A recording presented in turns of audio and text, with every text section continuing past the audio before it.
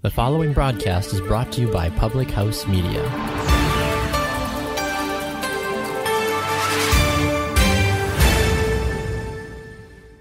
Listener discretion is advised. Today's content depicts a story with description of varying forms of abuse of a child.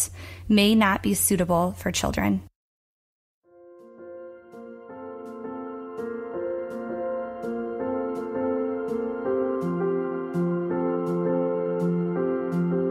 Resilient, overcomer, motivational. These words describe the speakers you will hear, as this podcast is filled with real stories of people on the journey with you.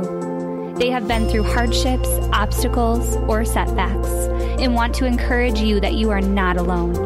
Their motivational stories and life lessons remind us that beauty can show itself in the darkest times, and we can step out in boldness to let our story impact others. I'm your host, Liz Colburn, and today's guest has a motivational mantra to share with you. And in time, this too shall pass. Today's motivational mantras is brought to you by Sabrina Kinsey. She's going to walk us through a very difficult childhood path that she had for her life. And I know that you listened to my description at the beginning of this podcast. But again, I just want to remind you that if you have children nearby, if you're worried about them hearing descriptions of varying forms of abuse of a child, please make sure that you don't have them listen to the rest of this content. I'm so glad you're here. I hope that this story impacts you as much as it's impacted me. I'm already getting teared up thinking about it, but I want to give her introduction justice. Sabrina is 25 years old. She is from La Crosse, Wisconsin. She has a full-time job, which is very new for her, and you're going to hear later just how amazing that really is. She enjoys nights in. Her favorite shows are Friends and Grey's Anatomy. I'm a huge Grey's Anatomy fan, so I definitely second that. She loves wine, reading, or having quiet nights out with friends. Here is her story.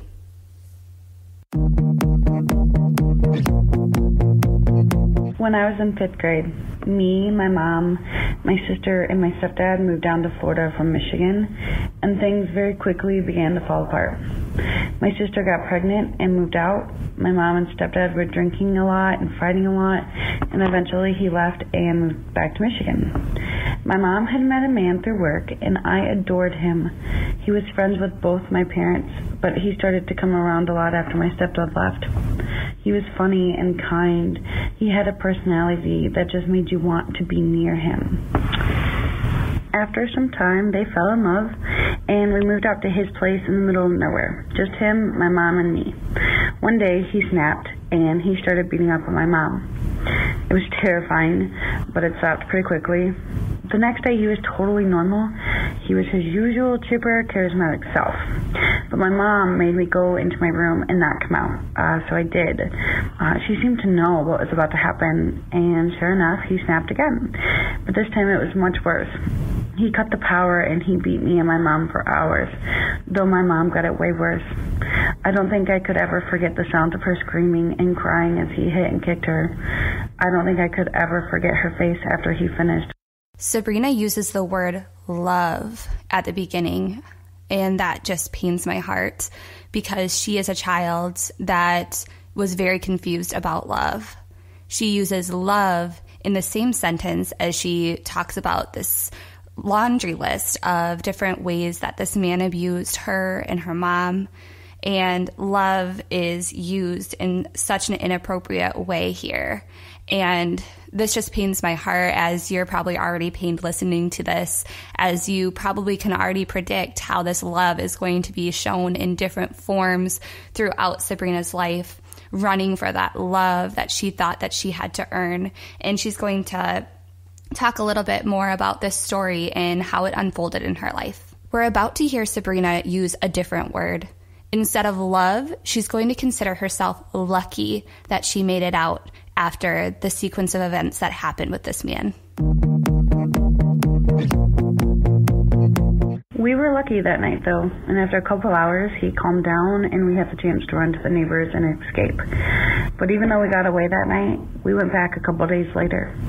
The next year and a half played out like that. He beat us, and we ran away. Then we'd go back, and it would happen all over again. I could never understand why my mom kept taking us back. She always seemed kind of confused and kept telling me that he wasn't hurting us. I don't know, maybe that was the beginning of her brain tumor. But I was never angry with her. Some people were angry and they thought that she should have gotten us out a lot earlier, but I never blamed her, and I never will. Anyways, toward the end of the whole situation, we were living in a tent, the three of us, and a hurricane was coming, so some guy let us take shelter in his garage, and that's where we were living when he snapped again. We ran away again, and we were staying with my sister's boyfriend's family when he found us. My mom told me to hide in the house, and she told him that I was at school, so he took just her, and he was claiming that he was going to let her get our stuff. His mom was in the car, so it seemed like it would be okay. But when they got to the garage, his mom left, and he beat my mom, re-breaking her already broken arm. My sister, her boyfriend, and some lady from county went out to get my mom, and he did not want to let her go. But eventually they got her out of there with threats to call the police. They took my mom to the hospital, picked me up, and a couple hours later, my sister and my mom and me, we were all on a Greyhound bus to Wisconsin. People who abuse think they own that person and that person's property. Sabrina just talked about the fact that he would not let her mom go back to get her things, and when she did, he wanted to keep her there.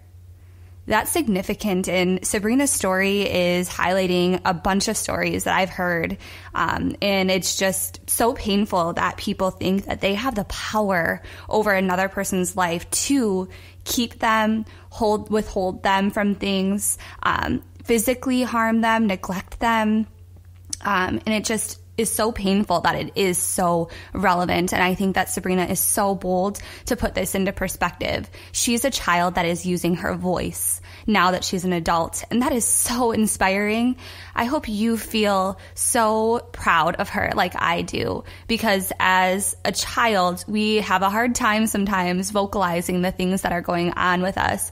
We're not even fully transformed in our brain enough to understand how those puzzle pieces fit together. But as an adult, she is standing firm in what she has gone through and just talking about it.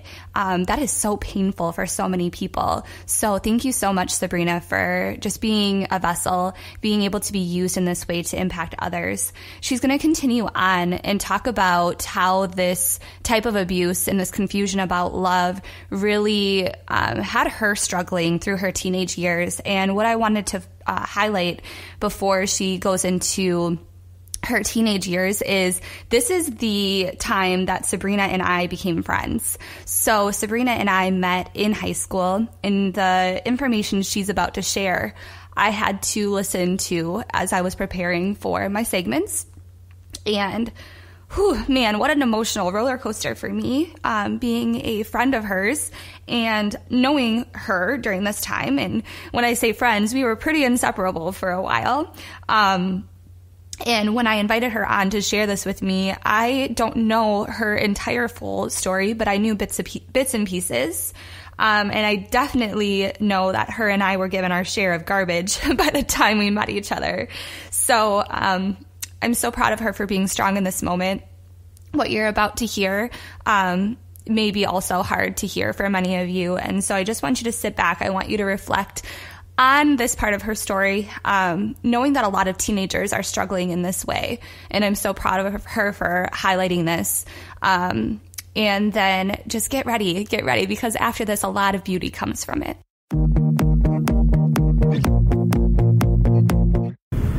Shortly after we got here, my uncle molested me. And after that happened, I just broke. I didn't have anything left inside of me. I began cutting my wrists and making myself throw up every time I ate. I tried to kill myself. I began drinking and smoking and doing drugs. I began sleeping around in hopes of finding someone to love me. I was a broken person. That was all before I was a junior in high school. It took me a very long time to even kind of deal with everything that happened. And then it took me a long time to try to be okay with how I tried to cope, because no one wants to be the slutty teenage girl who slits her wrist and does drugs and drinks and whatever else.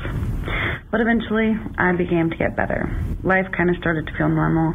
Bad things stopped happening, and I started to think that life would be okay. And then my mom died. And somehow I became this broken girl all over again. Okay, I know you're listening and you're thinking, oh my goodness, this poor girl. There's another thing that's happening to her. Liz, you said that there would be beauty in the journey soon. There is, I promise, and it's coming next. Talk about a resilient life. This girl has seen it all. She's been through it all, and she is an overcomer, you guys. I can't wait until you hear this next clip where she talks about all the things that she is able to do now as an adult, how she's healed from her journey, and all the statistics that she's broken. She's pretty awesome. Here's the next clip.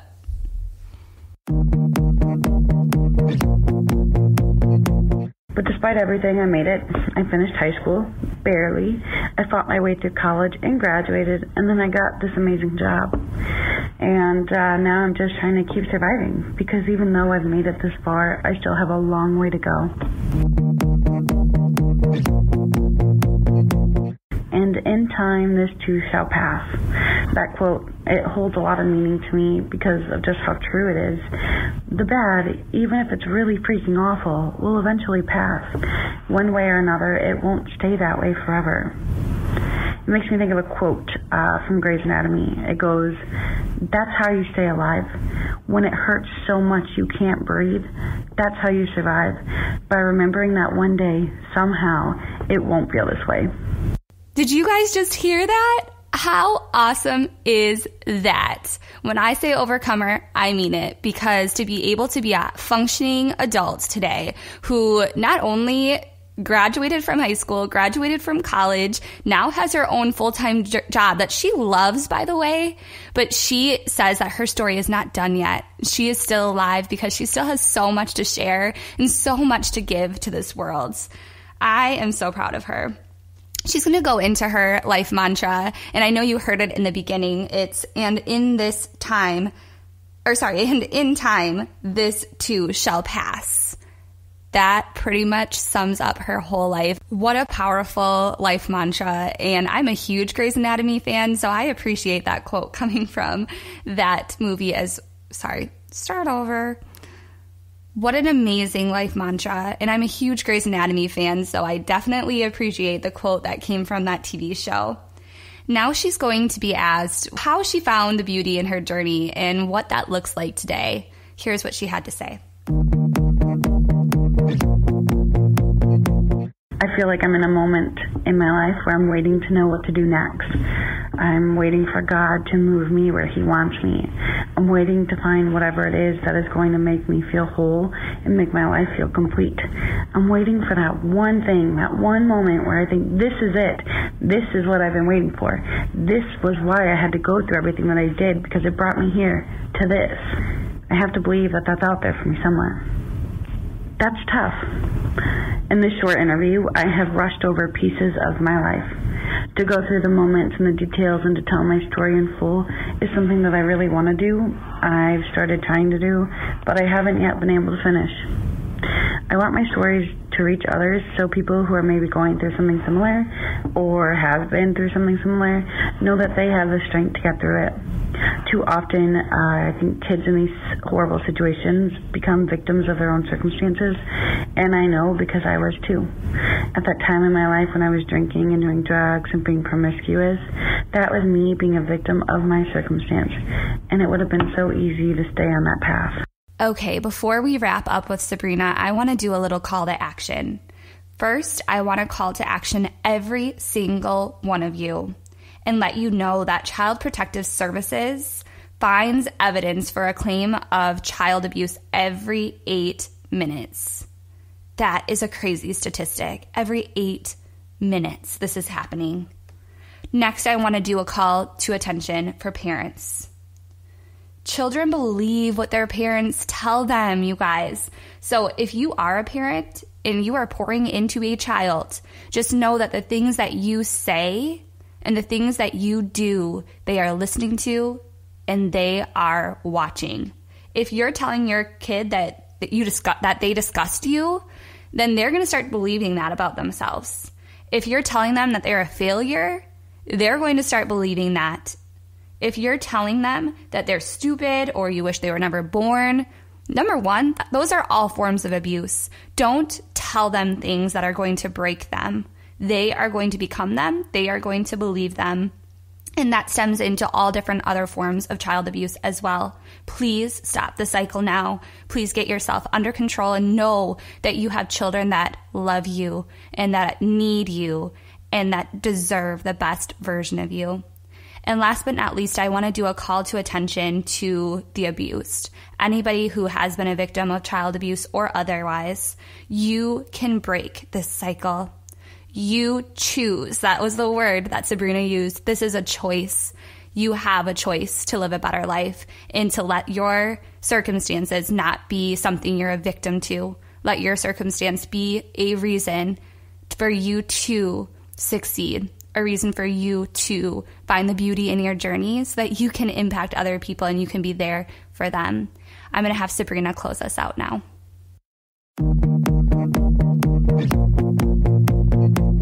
To drop out of high school, to continue living a life in trouble with the cops and whatever else. But I didn't do that. I made the choice that that was not the life I was going to live, that I could have better, but that it was only up to me to get myself there. And now here I am. So if anyone takes something from the story, I guess I would want it to be to fight. Fight against the things that are trying to drag you down. Fight against the odds. Fight against the pain and the brokenness. Just fight and don't ever stop. It will be so worth it in the end.